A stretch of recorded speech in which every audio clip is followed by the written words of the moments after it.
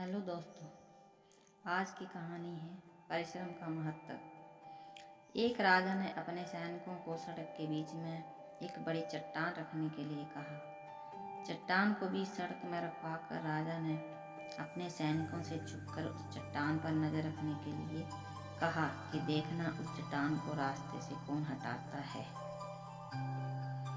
लोग उस जगह पर आते रहे और जाते रहे, लेकिन किसी ने भी उस चट्टान को रास्ते से हटाने की कोशिश नहीं की। उस चट्टान के पास से लोगों के गुजरने वालों में राजा के कुछ करीबी लोग और शहर के बड़े व्यापारी भी शामिल थे, और उनमें से कुछ लोग तो राजा को ही पूछने लगते कि क्या राजा इस चट्टान को रास्ते से नहीं हटवा सकता।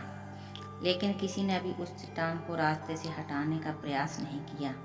ऐसा काफी दिनों तक चलता रहा। एक दिन एक किसान अपनी सब्जियों के साथ उधर से गुजर रहा था।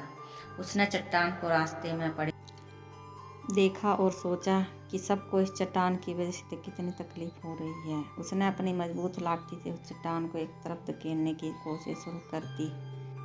काफी कोशिश के बाद वह उसे सड़क से हटाने में कामयाब हो गया। चट्टान रास्ते से हटाने के बाद किसान अपनी सब्जियों को उठाकर जाने ही वाला था कि अचानक उसकी नज़र एक पोटली पर गई, जो ठीक उसी जगह पर पड़ी थी जहां से उसने वह चट्टान हटाई थी। उसने उस पोटली को खोलकर देखा तो उसमें सोने के कई सिक्के थे, और उन सिक्कों के साथ राजा का एक संदेश भी था, जिसमें लिखा था कि ये सोने के सिक्के उसके लिए हैं जो इस चट्टान को रास्ते से हटाएगा। दोस्तों, बिल्कुल ठीक इसी तरह हम सब की लाइफ में कई परेशानियां आती हैं। कुछ लोग उन परेशानियों से बचकर निकल जाते हैं और कुछ रास्ता बदल देते हैं, और चंद लोग ठान लेते हैं उन परेशानियों का हल निकाल लेने की ओर। ऐसे ही लोग मुश्किलों में संभावनाएं और संभावनाओं में छिपे अवसर खोज लेते हैं।